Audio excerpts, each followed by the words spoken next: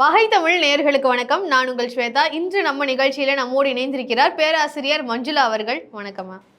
வணக்கம் மேம், சமீபத்தில் பார்த்தீங்கன்னா கோலிவுட்ல வந்து நல்ல படங்களே வரல அப்படின்னு ஒரு விமர்சனம் இருந்துட்டு இருந்துச்சு. அந்த விமர்சனங்களை பூர்த்தி செய்கிற வகையில் பெரிய பெரிய நடிகர்களோ இல்லை பெரிய பெரிய பட்ஜெட்டில் எடுக்கக்கூடிய படங்களை விட இப்போ சின்ன சின்ன படங்கள் வந்து நல்ல கருத்துக்களையும் நல்ல கதைகளையும் நம்ம தமிழ் சினிமாவில் கொண்டு வந்துட்டு இருக்காங்க அப்படின்னு ஒரு கருத்து இருக்குது. ஸோ அப்படி சின்ன பட்ஜெட்டில் நீங்கள் பார்த்து ரசித்த ஒரு சமீபத்தில் வெளியான படங்களில் உங்களுக்கு பிடித்தமான படம் எது மேம்? எனக்கு பிடிச்சமான படம் இப்போ சமீபமாக வந்தது வந்து மின்மினி. ஆனால் என்ன, மற்றவங்களுக்கெல்லாம் ரொம்ப பெரிய ஒரு ஏமாற்றமாக இருக்கும். ஏன்னா நம்ம திரையரங்கில் உட்காந்துருப்போம், தேட்டரில். அங்கே நடக்கக்கூடிய காட்சிகளை பார்க்கும்போது அப்படியே நம்ம முகத்தில் ரத்தம் தெளிக்கும் பாருங்கள். அந்த மாதிரி எதுவுமே இந்த படத்தில் தெளிக்காது. ஒரு சொட்டு ரத்தமாவது நம்ம மேலே விழுமா விழுமா விழுமான்னு பார்த்துட்டு இருந்தா சுத்த ஏமாற்றம் தான். ஒரு சொட்டு ரத்தம் கூட நம்ம மேலே வந்து தெரிக்காது. அந்த அளவுக்கு வன்முறையே இல்லாமல் ஒரு சாதாரணமான ஒரு இயல்பான ஒரு வாழ்க்கை, அதுக்குள்ளே இருக்கக்கூடிய ஒரு நட்பை, ஒரு அற்புதமான தருணங்களை வந்துட்டு இந்த படம் வந்து பேசுது. முழுக்க முழுக்க ரொம்ப ஒரு அழகான இயற்கை சூழ்ந்த ஒரு காட்சி அமைப்பு அப்படின்றது நல்லா இருக்குது. அதனால் ஒளிப்பதிவாருக்கு ரொம்ப பெரிய ஒரு தேங்க்ஸ் சொல்லிக்கலாம்.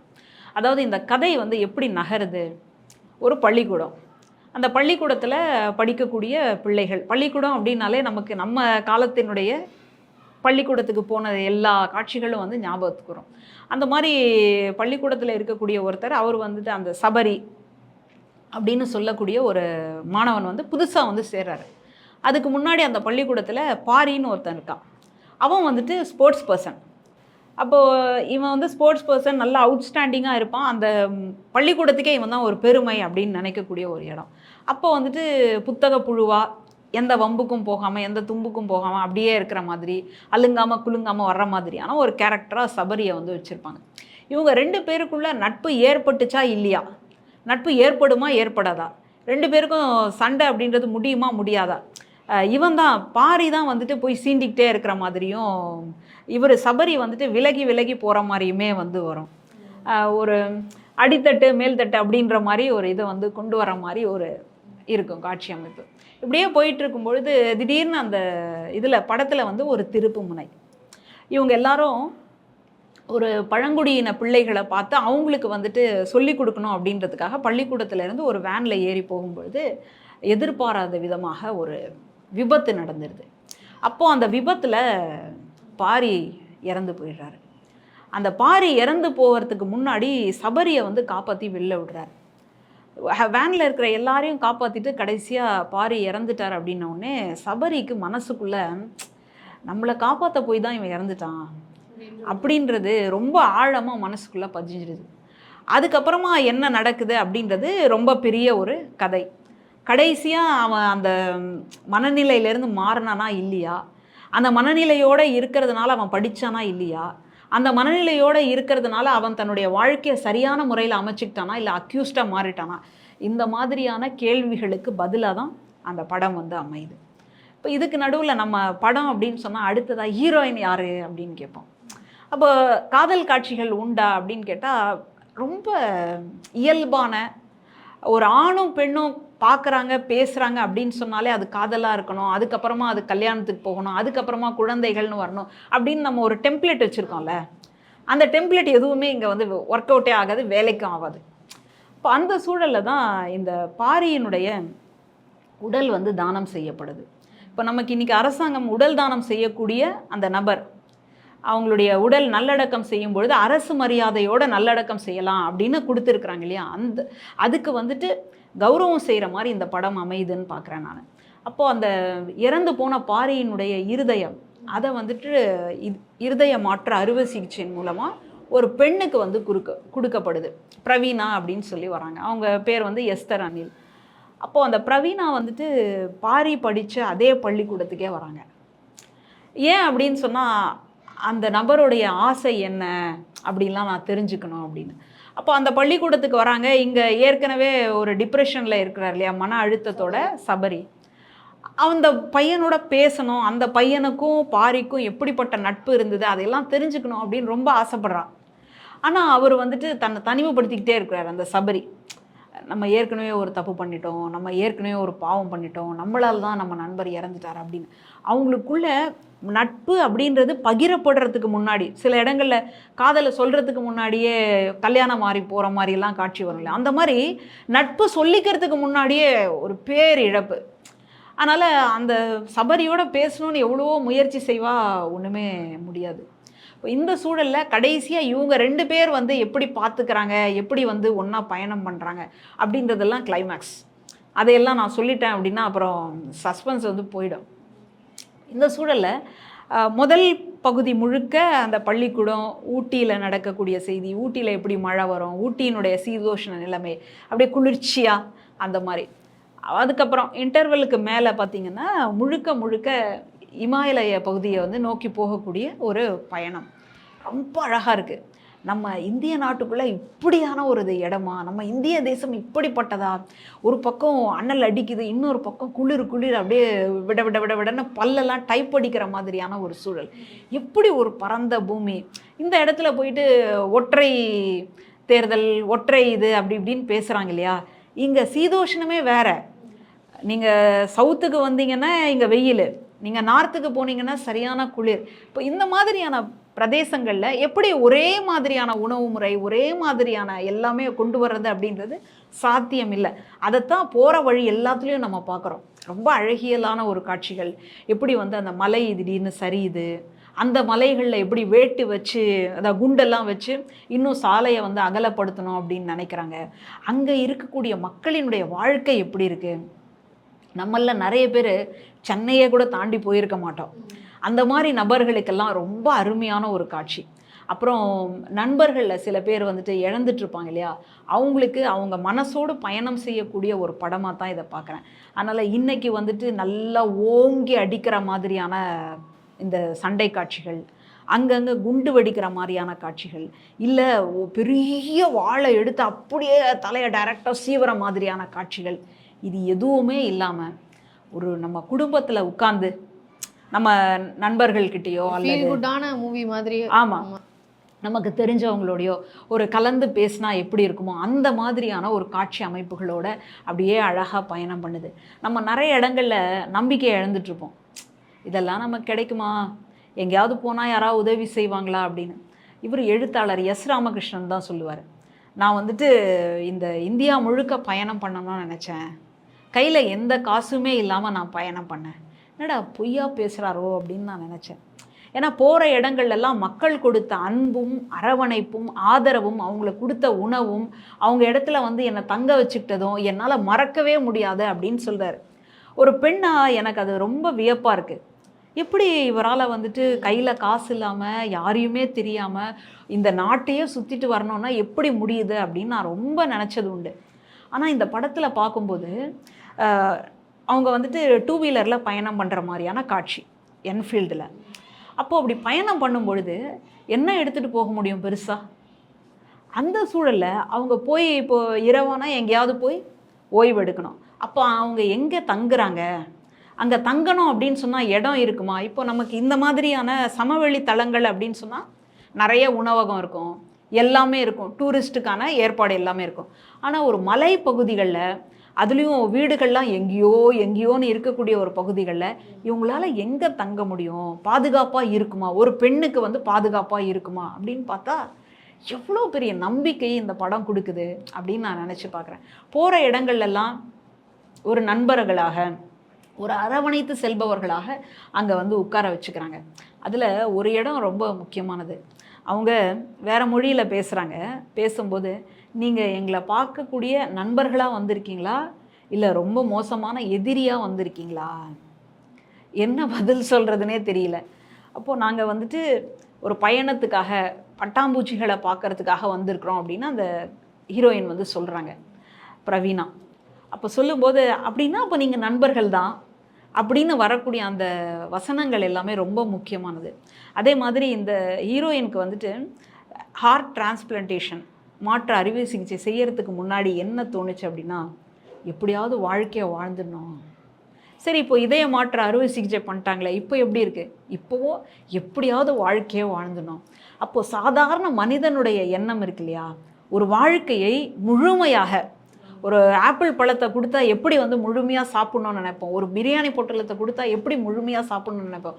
அந்த மாதிரி ஒரு வாழ்க்கை முழுசாக வாழணும் அப்படின்ற ஒரு சாதாரண மனிதனுடைய ஒரு ஆசையை இந்த படம் முழுக்க வந்து நமக்கு காட்டியிருக்காங்க. அதனால் ஒரு மகிழ்ச்சியான ஒரு வாழ்க்கையை வாழுங்க. இன்றைக்கி உயிர்களினுடைய அந்த மதிப்பு வந்து தெரியாமல் வாழ்ந்துட்டுருக்குறோம். எத்தனை இடங்களில் போர் நடந்துகிட்ருக்கு. அந்த போர்களில் எவ்வளோ மக்கள் வந்து கொன்று குவிக்கப்படுறாங்க. இன்னொரு பக்கம் இயற்கை சீற்றம், பெரிய வெள்ளமாக அடித்து அப்படியே அவ்வளோ பெரிய அடுக்கு மாடி அப்படியே படுத்து போச்சு இந்த மாதிரி. அப்போது ஒரு உயிரினுடைய மதிப்பு இருக்கு இல்லையா? ஒருத்தன் பாரி அப்படின்னு சொல்லக்கூடிய ஒருத்தன் ஒரு விபத்தின் காரணமாக இறந்துட்டான். ஆனால் அவனுடைய அந்த இருதயம் தான் இப்போ எனக்கு இருதயமாக இருந்து துடிக்குது அப்படின்னு சொல்லி அந்த பெண் ஹீரோயின் இருக்கா இல்லையா, பிரவீனா, அவள் வந்துட்டு அந்த உயிருக்கு எப்படி வந்து மரியாதை கொடுக்குறா. இன்னொரு பக்கம் நம்மளை காப்பாற்ற போய் தானே நம்ம நண்பன் இறந்துட்டான் அப்படின்னு அந்த நம்ம நண்பனுடைய அந்த உயிருக்கு வந்து நம்மளால் என்ன செய்ய முடியும் அப்படின்னு இன்னொரு பக்கம் இன்னொரு நண்பன் அவன் சபரி வந்து தத்தளிக்கக்கூடிய அந்த காட்சி இருக்கு இல்லையா, அது ரொம்ப முக்கியமான ஒரு காட்சி. உயிர்களினுடைய மகத்துவத்தை பேசணுன்னா அது ஒரு பெண்ணால் மட்டும்தான் முடியும். ஆனால் தான் ஹலிதா ஷமீம்னு சொல்லக்கூடிய ஒரு பெண் இயக்குனர் ரொம்ப அழகாக அந்த உணர்வுகளை வந்து நல்லா காட்சிப்படுத்தியிருக்காங்க. இதில் பெருசாக கதை இருக்கா அப்படின்னு சொல்ல முடியாது. ஆனால் அந்த உணர்வுகளை எந்த அளவுக்கு பார்க்குறவங்களுக்குள்ள இந்த படத்தை வந்துட்டு பார்க்கும் பொழுது ஒரு 4-5 இடத்துல எல்லாரும் அப்படியே உடஞ்சி கண் கலங்கிறத நான் உணர்வு பூர்வமாக பார்த்தேன்.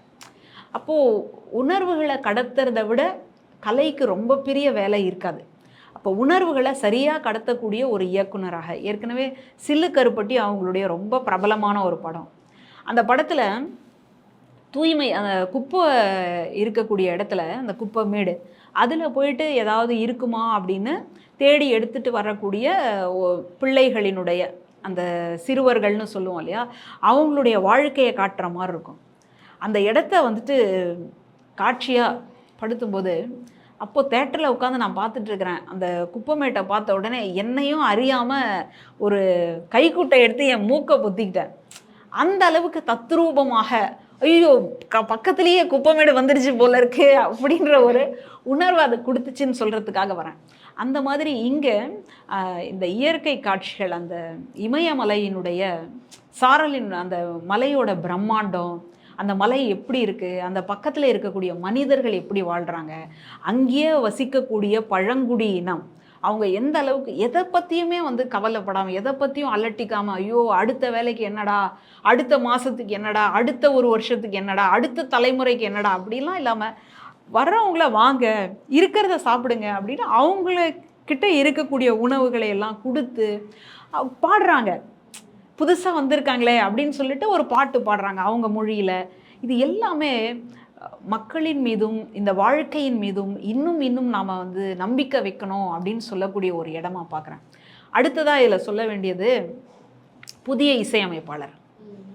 இது வரைக்கும் நம்ம இசை புயல் ஏஆர் ரஹ்மான் அவர்களுடைய இசையை கேட்டு அப்படியே உருகி இருப்போம், ஆமாம், சில நேரங்களில் குதிச்சிருப்போம். அந்த மாதிரி அவங்களுடைய மகளினுடைய இசை அப்படின்னு சொல்கிறத அவங்க எப்படி ஏற்றுப்பாங்கன்னு தெரியல. ஏன்னா அப்பா ஏற்கனவே இருந்திருக்காருப்பா, அதை ஒரு இதை வச்சுக்கிட்டு இவங்க வந்துட்டாங்க, அந்த ஒரு விசிட்டிங் கார்டை வச்சுட்டு இவங்க நுழைஞ்சிட்டாங்க அப்படின்னு சொல்ல முடியல.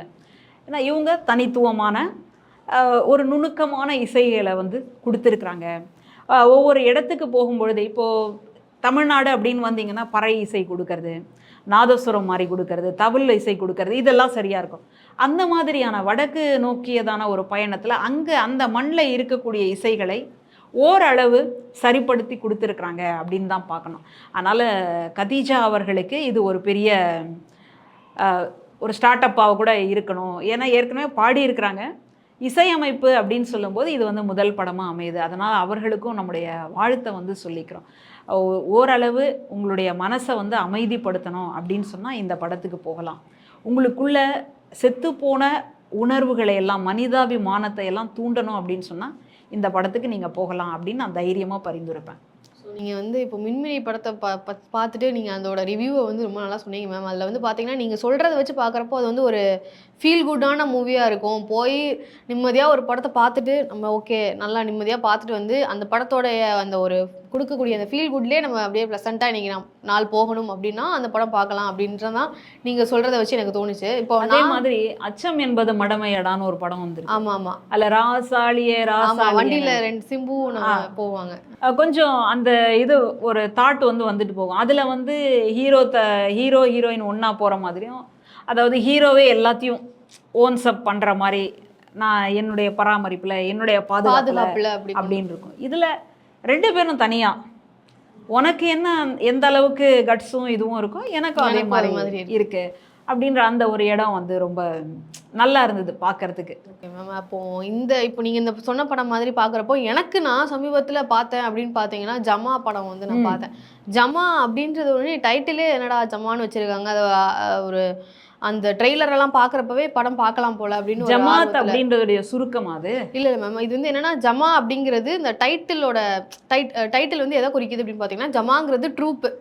அதாவது இந்த தெருக்கூத்து கலைஞர்கள் எல்லாமே இருக்கக்கூடிய ஒரு ட்ரூப் இருக்குல்ல, இந்த ஊருக்கு இந்த சபா, இப்படி ஒரு சபான்னு சொல்கிறோம்ல, அது மாதிரி இந்த ஊரில் இந்த ஜமா, அந்த ஊரில் அந்த ஜமா. ஜமாங்கிறது ஒரு ஊர்லேயே 4-5 ஜமா இருக்கும். அப்படி தெருக்கூத்து கலைஞர்களோட அந்த ட்ரூப்போட பேர் தான் வந்து ஜமா. அந்த தான் வந்து படத்தோட டைட்டிலாகவும் வச்சுருக்காங்க. படத்தை வந்து பாரி இளவழகன் அப்படிங்கிற ஒரு டைரக்டர் வந்து இயக்கி நடிக்கவும் செஞ்சுருக்காரு. இந்த படத்தை பார்க்குறப்போ நம்மளுக்கு என்னென்னா அவருடைய நடிப்பு தான் நம்ம வந்து அப்படியே மெய் மறந்து என்னடா இப்படி நடிக்கிறாரு, ஒரு முதல் படத்தில் நடிக்கிற மாதிரி இல்லையே அப்படிங்கிறது அவரோட எக்ஸ்பீரியன்ஸு. அவருக்கு அந்த ஆர்ட் மேலே இருக்கக்கூடிய அந்த ஒரு ஈர்ப்பு, அதை நம்ம இப்படி எடுத்து காட்டணும் அப்படிங்கிறத வந்து ரொம்ப அழகாக காமிச்சிருப்பாரு. ஸோ அது மட்டும் இல்லாமல் வந்து இதில் படத்தில் அவருக்கு கல்யாணம் அப்படின்னு தான் பேர். கல்யாணம் அப்படிங்கிறவர் வந்து எப்படி பார்த்தீங்கன்னா அவர் ஜமா அந்த ஜமாவில் இருக்கக்கூடிய ஒரு தெருக்கூத்து கலைஞர் தான் அவர். இவர் தெருக்கூத்தில் வந்து அதிகமாக பெண் வேடங்கள், இது மோஸ்ட்லி இந்த படத்தில் காட்டக்கூடிய ஜமாலை வந்து மகாபாரத கதையில் வரது தான் வந்து கதையாக பண்ணி அவங்க நடிக்கிறாங்க. ஸோ அந்த கதையில் பெண் வேடங்களாக இருக்கக்கூடிய திரௌபதி, குந்தி தேவி இவங்களுடைய கதாபாத்திரத்தை தான் வந்து அவர் எடுத்து நடிக்கிறாரு. ஸோ அவர் வந்து ஆரம்பத்துலேருந்தே திரௌபதியோட அவங்களுடைய கேரக்டர் தான் அவர் எடுத்து நடிச்சுக்கிட்டே இருக்கிறாரு. ஸோ அப்படி நடிக்க வந்து அவர் எப்படின்னா அவர் பிறப்பால் ஒரு ஆணாக தான் இருக்கிறாரு. ஆனால் அந்த ஜமாலை போய் தெருக்கூத்து கலைஞர் அந்த கலையை அவர் கற்றுக்கிட்டு அதில் நடிக்க அதுவும் பெண் வேடம் விட்டு நடிக்க தனக்கு வந்து ஒரு பெண் மாதிரியான உடல் பாவனங்கள் அதெல்லாம் வருது. ஸோ இது வந்து அவருக்கு வந்து ஒரு ட்ராபேக்காக ஆகுது. அப்படின்னு பார்த்தீங்கன்னா கல்யாணம்னு பேர் வச்சுட்டு கல்யாணம் பண்ணுறதா வாழ்க்கையிலேயே ஒரு பெரிய பிரச்சனை அப்படிங்கிற மாதிரி போயிருது. நீங்கள் சொல்லும்போது பரியேறும் பெருமாள்ல கதாநாயகனோட அப்பா வருவார்ல, அது மாதிரி தான் மேம். அது மாதிரி கல்லூரிக்குள்ள எவ்வளோ பெரிய அவமானம். அது அந்த அளவுக்கு அவமானங்கள் வந்து நம்ம ஒரிஜினலான வாழ்க்கையில வந்து அதில் ரொம்ப ராவாக காமிச்சிருப்பாங்க. ஆனால் இதில் வந்து எப்படின்னா கேலி கிண்டல். அதில் இவரை வந்து அக்கா அப்படி ஊரில் உள்ள மக்களே வந்து எனக்கா அப்படின்னு சொல்லி அதை பெண்களை குறிக்கக்கூடிய வார்த்தைகளை வச்சு இவரை கூப்பிட்ற மாதிரி ஆரம்பிச்சிருவாங்க. ஆனால் இவரும் எப்படின்னா ஒரு தூய்மையான மனிதர், அதாவது எந்த ஒரு யாருக்கும் கெட்டது நினைக்காம நல்லபடி ரொம்ப ஒரு நல்ல மனிதராக வந்து இருக்கிறாரு. ஆனால் இவர் வந்து இந்த மாதிரி பெண் வேடங்கள் நடித்து தனக்கு ஒரு பெண் பாவனங்கள் வர ஆரம்பிச்சது. இவருக்கு எப்படின்னா இப்போது ஆண்கள் எல்லாரும் இப்போ இவர் எப்படி பார்ப்பாங்க, இவர் வந்து ஒரு கேலி செய்கிற விதமாக கிண்டலாக ஒரு பொழுதுபோக்காக இவரை பார்க்குற மத்தியில் பெண்கள் வந்து இவரை அரவணைச்சு இவருக்கு ஒரு பெண்கள் நண்பர்கள் வந்து அதிகரிக்கிறாங்க. பெண்கள் கூடயே உட்காந்து பேசுகிறாரு, பெண்கள் கூடயே உட்காந்து பண்ணுறாரு. இந்த மாதிரியான இதெல்லாம் வர அந்த விஷயங்கள் வர அவருக்கு கல்யாணத்தில் டிலே ஆகுது. இந்த கல்யாணத்துக்கு ஒரு அம்மா இருக்கிறாங்க. அவங்க வந்து அவங்களோட பெரிய ஆசை என்னவா இருக்கும், தன்னுடைய மகனுக்கு வந்து திருமணம் காதலிக்கலையா இவர் எதுவும் காதல் அது வரும் மேம். அது எப்படின்னா காதல் வந்து இவருக்கு சிறு வயதுல இருந்தே ஒரு காதல் இருக்கு. இவர் ஜமாக்குள்ள வர்றதுக்கு முன்னாடி இருந்து சிறு வயதுல இவர் ஜமாக்கு வர்றதுக்கான ஒரு முக்கியமான காரணமாவே அவருடைய காதல் தான் இருக்கு. இவர் ஜமாக்கு போறதுக்கான ரீசனே அவரோட காதல் தான். அவருடைய காதல் இருக்கு, அப்படி ஒன்று இருந்துட்டு இருக்கு. அதையும் தாண்டி அவர் பெண் வேடம் ஆகுறாரு, படிக்கலை அப்படின்ற ஒரு தருணத்தில் அவருக்கு ஒரு இன்ஃபீரியாரிட்டி வர ஆரம்பிக்குது. தன் பெண் பாவனைகள் நமக்கு இருக்குது, நம்ம படிக்கலை. ஆனால் அவர் விரும்பக்கூடிய பெண் வந்து படிச்சிருக்காங்க. அவர் விரும்பக்கூடிய பெண்ணா இந்த படத்தோட மெயின் லீடாக யார் வராங்க அப்படின்னு பார்த்தீங்கன்னா அம்மு அபிராமி.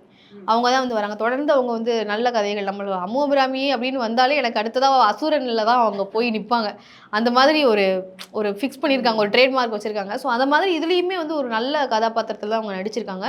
இதில் அந்த கல்யாணம் அவர் வந்து விரும்பக்கூடிய ஒரு பெண்ணாக தான் அம்மு அபிராமி வராங்க. அம்மு அபிராமி யார் அப்படின்னு பார்த்தீங்கன்னா இவர் வந்து ஒரு ஜமால இருக்கிறாருல்ல, அந்த தெருக்கூத்து கலைஞருடைய அந்த தெருக்கூத்து நடக்கக்கூடிய அந்த ஜமாவோட வாத்தியார்னு சொல்ல, அதாவது ஹெட். அவங்க தான் வந்து எல்லா அந்த நாடகத்தையே நடத்துவாங்க. நாடகத்தை இப்படி யார் யார் இப்படி இப்படி நடிக்கணும் அப்படின்னு சொல்லி அந்த வாத்தியார். அந்த வாத்தியாரோட பொண்ணா தான் வந்து யார் வர்றாருன்னா அம்மு அபிராமி. ஓ. ஆனா இதுல பெரிய ட்விஸ்ட் என்ன அப்படின்னு பாத்தீங்கன்னா, இந்த ஜமாவே வந்து இந்த கல்யாணம் அவருடைய ஜமா தான். எப்படி இவருடைய ஜமாவா ஆகுது அப்படின்னு பாத்தீங்கன்னா, கல்யாணத்தோட அப்பா அவர் தான் வந்து இவங்க இருக்கக்கூடிய ஊருக்கே வந்து ஜமா, அதாவது இந்த முன்னோடியா தெருக்கூத்து இருப்பாரு. முன்னோடியா தெருக்கூத்து அப்படிங்கிறதே வந்து அந்த ஊருக்கு இன்ட்ரடியூஸ் பண்ற, இப்படி கொண்டு வர்ற ஒரு ஆளாவே வந்து யார் இருக்காருன்னா கல்யாணத்தோட அப்பா தான். அப்படி பார்த்தா இந்த ஜமாவே வந்து அவருடையது தான். அவர்கிட்ட இருந்து ஏமாற்றி ஒரு பொறாமையின் அடிப்படையில் இந்த ஜமா வந்து அபிராமியோட அம்மு அபிராமி அவங்களுடைய அப்பா கிட்ட போகுது. அவர் யாரு அப்படின்னு பார்த்தீங்கன்னா சேட்டன். சேட்டன் அவர்கள் தான் வந்து ஒரு வில்லன் ரோல். சமீபமா வில்லன் ரோல் படிச்சிட்டு விடுதலை படத்துல பார்த்தது அது. அது இப்போ இவங்களுக்கு எப்படி அசுரன் படம் போகுதோ அது மாதிரி சேட்டன் அவர்களை சொன்னாலே விடுதலை படத்தை பார்க்க போகுது. ஸோ இவங்க எப்படின்னா ஒரு கன்னிங்கான ரோலை ஒரு ஒரு ஒரு பொறாமையில் ஒரு ஜலஸ் அடிப்படையில் மாற்றி மாற்றி இடத்துக்கு தகுந்த மாதிரி பேசி ஒருத்தர் வந்து நம்ம வட்டப்படுத்துகிறோம் அப்படிங்கிறது தெரியாத அளவுக்கு அவங்களுக்கு அரவணைப்பையும் கொடுத்து அதே நேரத்தில் விஷத்தையும் கொடுக்குற மாதிரி ஒரு. அவதாரம் படத்துல நாசருக்கு வந்துட்டு சரியான கதாபாத்திரம் வந்து கிடைக்காம இருக்கும் இல்லையா, அந்த கூத்து கட்டுறதுக்கு அந்த மாதிரியான ஒரு சூழலும் இவருக்கு வந்து சரியான இதுலாம் கிடையாது. இவர் வந்து இவரையும் வந்து எல்லா இடத்துலையுமே இவருக்கான மரியாதையும் அந்த கல்யாணத்தோட அப்பா வந்து கொடுத்துருப்பாரு. ஆனா இவருக்கு வந்து நான் அர்ஜுனன் வேடம் நடிக்கணும் அப்படின்றது ஆசை. அர்ஜுனன் வேடம் வந்து கல்யாணத்தோட அப்பா தான் நடிப்பார். ஏன்னா அவர் தான் வந்து இந்த முன்னோடியா இருக்கிறாரு அப்படிங்கிற பட்சத்துல அவரு தான் வந்து அர்ஜுனன் நடிப்பார். இவருக்கு எல்லாரும் அவரையே சொல்றாங்க. அவர் தான் அவர் இருந்தாதான் வந்து இந்த ஜம்மாவே இருக்கா, அப்ப நம்மலாம் கலைஞர்கள் இல்லையா அப்படின்ற ஒரு பொறாமையின் அடிப்படையில ஒரு மனித இயல்புல இருக்கக்கூடிய ஒரு பொறாமையின் அடிப்படையில இவர் ஒரு பொய் சொல்லி ஏமாத்தி தன்னுடைய அந்த ஜம்மாவை கல்யாணத்துக்கு சொந்தமான, அதாவது கல்யாணத்தோட அப்பாவுக்கு சொந்தமான ஜம்மாவை இவர் வாங்கிக்கிறாரு. ஸோ வாங்குறதுனால இவருக்கும் அவங்க அப்பாவுக்கும் ஒரு சண்டையாகிறது. நம்மளால் உருவாக்கப்பட்ட ஜமா நம்மளை விட்டு போயிருச்சே அப்படிங்கிற ஒரு ஏக்கத்தில், அப்படிங்கிற ஒரு சோகத்தில் கல்யாணத்தோட அப்பா வந்து இறந்துடுறாரு. ஸோ அப்படிதான் இவரு அந்த ஜமாக்குள்ள இருக்கிறாரு. தனக்கு கடைசியா இந்த ஜமாவை திருப்பி வாங்கினாரா இல்லையா அதுதான் கதை. இவருடைய முழு நோக்கமே வந்து அவருடைய அப்பாவோட ஜமாவை தன்னுடைய ஜமாவா வந்து ஆக்கணும் அப்படிங்கிறது தான் படத்தோட கதையா எடுத்துட்டு போயிருப்பாங்க. ஆனா இதுல என்ன ஒரு ட்விஸ்ட் அப்படின்னு பாத்தீங்கன்னா, அம்மு அபிராமியை சிறு வயதுல இருந்தே காதலிக்கிறாரு. இவங்களும் காதலிக்கிறாங்க. ஹீரோயினும் இவரும் காதலிக்கிறாங்க. அந்த காதலுக்காக தான் இவர் ஜமாக்கே போவாது. கடைசியில் அந்த ஜமாக்காக காதலே விட்டுருவாரு. அதுதான் இதுல வந்து என்னடா இது அப்படின்ற மாதிரி பார்க்குற நமக்கு வந்து என்னடா இது இவருக்காக தானே இது பண்ணாரு, முரணா இருக்கே அப்படின்ற மாதிரி ஒரு இது வந்துச்சு. இவங்க என்னன்னா தன்னுடைய படிப்பை அவருக்காக தன்னுடைய காதலுக்காக விட்டுருவாரு. தன்னுடைய படிப்பையும் விடுறதுமே வந்து அவருடைய காதலுக்காக தான் விடுற மாதிரி காட்டியிருப்பாங்க. ஜமாவுக்கு போறதுமே வந்து காதலுக்காக தான். அதுவும் எப்படின்னா தன்னுடைய காதலி மேல் படிப்பு படிக்கணுங்கிறதுக்காக தான் இவர் ஜமாக்கு போய் அதில் வர்ற காசை வச்சு தன்னுடைய காதலி படிக்கணும் அப்படிங்கிற மாதிரி எடுத்துகிட்டு போயிருப்பாங்க. ஆனால் இதில் வந்து ஒரே ஒரு விமர்சனங்கிறத தாண்டி இது வந்து பார்க்குற நமக்கு தோணும். எப்படின்னா இப்போ நான் வந்து ஒரு விஷயம் செய்யணும் அப்படிங்கிறதுக்காக ஒரு பணத்தை வச்சு நான் பணம் ஏமாந்துடுறேன். அப்போ என்னுடைய நண்பர்களோ இல்லை என்னுடைய பெற்றோர்களோ யாராக இருக்காங்களோ இல்லை எனக்கு வெல்விஷஸாக இருக்கிறவங்க வந்து நான் ஒரு காசை ஏமாந்துட்டேன்னா அந்த இடத்துல போய் எனக்காக என்னடா இப்படி ஏமாத்திட்டீங்களே கொடுங்கடா அப்படின்னு சொல்லி கேட்பாங்கல்ல. ஆனால் அதே மாதிரி இந்த படத்தில் கல்யாணம் அவர்கள் வந்து தனக்கு வந்து ஒரு ஜமா ஆரம்பிக்கிறோம். ஒரு புதிய ஜமாவை நம்ம ஆரம்பிக்கிறதுக்கு நம்மளுக்கு ஒரு முதலீடு வேணும்னு சொல்லிட்டு தன்னுடைய மொத்த சொத்தையும் விற்று ஒரு பணத்தை போய் கொடுப்பாரு. ஆனால் அந்த ஜமாவில் இருக்கிறவங்களே வந்து இவரோட சொந்த ஜமாவில் இருக்கிறவங்களே வந்து இவரை ஏமாத்திடுவாங்க அந்த 4 லட்ச ரூபாயை வாங்கிட்டு. ஆனால் இவருக்கு வெல்விஷஸாக 2-3 பேர் காமிப்பாங்க. அவங்க போயும் கேட்க மாட்டாங்க. அந்த 4 லட்ச ரூபாய் என்ன ஆச்சு ஏதாச்சுங்கிறதே காட்ட மாட்டாங்க. ஸோ அது வந்து என்னடா ஒரு 4 லட்ச ரூபாய் ஏமாந்துருக்காரு, லாஜிக் மிஸ் ஆகுற மாதிரிங்கிறத தாண்டி அதை வந்து விட்டுட்டாங்க, அதை காட்டவே இல்லை. ஸோ இவர் அப்பா இறக்குறதும் சரி, இவங்க அம்மா இறக்குறதும், கல்யாணத்தோட அம்மாவும் இறந்து போயிடுவாங்க. அப்படி அந்த இறப்போட வழியை வந்து ஆடியன்ஸ் கிட்ட வந்து அவ்வளோவா கடத்தலை அப்படின்னு தான் நான் சொல்லுவேன். எனக்கு வந்து அது வந்து ஒரு பெரிய இழப்பு அவருடைய வாழ்க்கையில். அவரோட அப்பாக்காண்டி தான் அவர் செய்வார்னு சொல்கிறாரு. அவங்க அம்மாவுக்குமே கடைசி ஆசை என்ன இருக்கும்னா இவர் அர்ஜுன வேஷம் போடணும் அப்படிங்கிறது தான். ஸோ இவ்வளோ பெரிய முக்கியமான அந்த விஷயம் வந்து நமக்கு அந்த வழி வந்து வரல. ஆனால் கல்யாணத்தோட வழி நமக்கு புரியும். அவர் வந்து ஒரு பெண் வேடம் விட்டா இவளை கிண்டல் பண்ணுவாங்க, அவர் எப்படி ஃபீல் பண்ணுறாரு அப்படிங்கிறதெல்லாம் அவருடைய நடிப்பு மூலமாக நம்மளுக்கு கடத்தியிருப்பார். அதில் எந்த விதமான இதுவும் இல்லை. பட் முக்கியமான அந்த சில காட்சிகள் வந்து நம்மளுக்கு அந்த வழியை கடத்தலை அப்படின்னு தான் சொல்லுவேன். படத்தோட ஃபஸ்ட்டு அந்த இன்டர்வலுக்கு முன்னாடி வரைக்கும் விறுவிறுப்பாக நிறைய விஷயங்கள் வந்து இன்ட்ரெஸ்டிங்காக கொண்டு போகிற மாதிரி இருக்கும். 2வதுலேருந்து கொஞ்சம் ஸ்லோவாக போகும். ஆனால் பார்த்தீங்கன்னா கடைசியில் கன்க்ளூஷனில் ஒரு நடிப்பு ஒன்று நடிச்சிருப்பார். அதாவது தெருக்கூத்து கலைஞனாவே நடிச்சிருப்பாரு. அதை பார்க்குறப்போ ஒரு ஒரு ஒரு 2 நிமிஷம் 3 நிமிஷம் அந்த சீன் வரும்னு நினைக்கிறேன். அந்த சீனை வந்து நம்ம கண்ணு அப்படியே அசைக்கவே இல்லை அவர் நடிப்புல இருந்து. என்னதான் காட்ட வர்றாரு அப்படின்ற மாதிரி அப்படியே கண்ணு இமைக்காம அந்த சீனை வந்து நம்ம முத்திரை பார்த்துட்டு பதிச்சிட்டாரு. ஆமா. அவரோட நடிப்பை வந்து நான் ஒரு பெரிய நடிகன்டா அப்படின்ற மாதிரி காமிக்கிற அளவுக்கு அவர் நடிச்சிருக்காரு. அது மட்டும் இல்லாம இந்த படத்துக்கு இசையமைச்சது யாருன்னு பார்த்தீங்கன்னா, இசை ஞானி இளையராஜா அவர்கள் தான் இசையமைச்சிருக்காரு. அப்போ அது எப்படி இருக்கும்? அதுக்கு நம்ம அதில் விமர்சிக்கவே வேணாம். அந்த மாதிரி ஒரு நல்ல இசையை தான் குடுத்துருக்காரு. ஸோ இது மொத்தமா பார்க்குறப்போ, சமீபத்தில வந்த படங்களுக்கு இதெல்லாம் பார்க்குறப்போ, இது கண்டிப்பா இதுலயும் ரத்தம் இல்ல. ரத்தம் இல்ல, எதுவும் இல்ல. நம்ம வந்து மனித இயல்பால என்னென்ன நடக்குது, ஒரு தெருக்கூத்து கலைஞருக்குள்ள நடக்கக்கூடிய ஒரு பாலிடிக்ஸ், ஒரு பெண் பாவனைகள் வந்தா அந்த ஆணுக்கு என்னென்ன கேலி கூத்துலாம் நடக்குது, அது அவருடைய வாழ்க்கையில எப்படி பாதிக்குது, தன்னுடைய காதல் என்ன ஆகுது அப்படிங்கிறது. முக்கியமான இன்னொன்னு என்னன்னா, அந்த ஹீரோயின் ரோலுக்கு வந்து ஒரு ஸ்டபர்னான ஒரு கேரக்டர். தவறு வந்து தன்னுடைய காதலன் செஞ்சாலும் சரி, தன்னுடைய அப்பா செஞ்சாலும் சரி, நீ பண்றது தவறுனா தவறு. எனக்கு பிடிச்சிருக்கு, பிடிக்கல. இதான் என்னோட ஸ்டாண்டு அப்படிங்கிறத வந்து ஒரு தெளிவா அவங்க எடுத்து காட்டுவாங்க. அந்த ஒரு அந்த ஃபீமேலுக்கு வந்து அப்படி ஒரு கேரக்டர குடுத்தது வந்து ரொம்பவே நல்லா இருந்துச்சு. சமீபமா பெண்களுக்கு வந்துட்டு அந்த பெண் உரிமை சார்ந்து அல்லது பெண்கள் அதிகாரம் அளித்தல் அது சார்ந்ததான ஒரு கருத்தாக்கம் வந்து வந்துகிட்டே இருக்கு. இப்போ வரக்கூடிய இளம் தலைமுறை இயக்குனர்கள் வந்து ஓரளவு இல்லை நல்லாவே பெண்களுக்கான ஒரு முக்கியத்துவத்தை கொடுத்துட்டு இருக்காங்க அப்படின்னு தான் பேசணும். ஏன்னா கண்ணகி படம் அதுவும் நம்ம பார்த்தோம் சமீபத்தில் வந்தது. அந்த மாதிரி இந்த படங்களை எல்லாம் பார்க்கும் பொழுது பெண்களுக்கு வந்து முக்கியத்துவம் கொடுத்து அதை வன்முறையை வந்து கொஞ்சம் ஒழிச்சு கட்டி ஓரளவு வந்துட்டு குடும்பத்தோட உட்காந்து பார்க்குற மாதிரியான ஒரு ஃபீல் குட்டை வந்துட்டு இப்போ சமீபத்தில் வரக்கூடிய படங்கள் வருது. அப்படிப்பட்ட ஒரு லிஸ்ட்டில் தான் ஜமாவும் கண்டிப்பாக நம்ம போய் தியேட்டரில் பார்க்கறதுக்கான ஒரு நல்ல படம் தான் அப்படின்னு சொல்லலாம். ஸோ இன்றைக்கி நம்ம நிகழ்ச்சியில் வந்து ஜமா, மின்மினியை பற்றிலாம் பல கருத்துக்களை பகிர்ந்துக்கிட்டோம். ஸோ ரொம்ப நன்றி மேம்.